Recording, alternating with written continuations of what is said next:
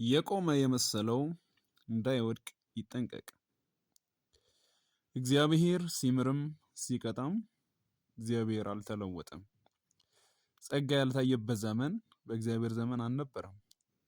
በጸጋው ዘመን እግዚአብሔር ይምራል፣ በጸጋው ዘመን እግዚአብሔር ይቀጣል። ስለ እግዚአብሔር ያለን ማንነት መስተካከል አለበት።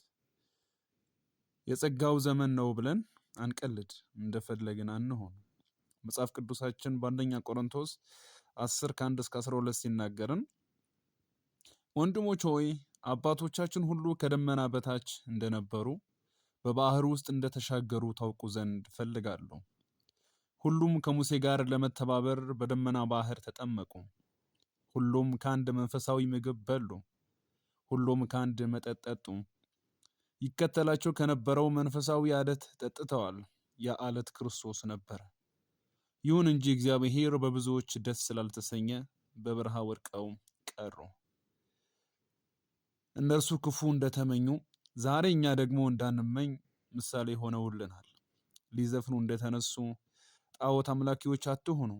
ዝሙት ፈጽመው በአንድ ቀን 23,000 ሰው እንደረገፈ እኛ ዝሙት አንፈጽም።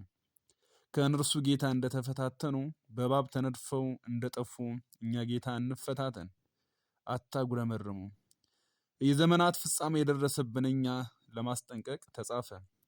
ስለዚህ ተደላድዬ ቆሜያለሁ የሚል ቢኖር እንዳይወድቅ ይጠንቀቅ። የቆመ የመሰለው እንዳይወድቅ ይጠንቀቅ። ዛሬ መውደቅ አለ። ቢደክመንም ቢያቅተን በእርሱ ላይ እንደገፍ። ሰው ይወድቃል፣ ሰው ይነሳል። ያልወደቀውን ክርስቶስ እኔ ወደፊት እንገስገስ።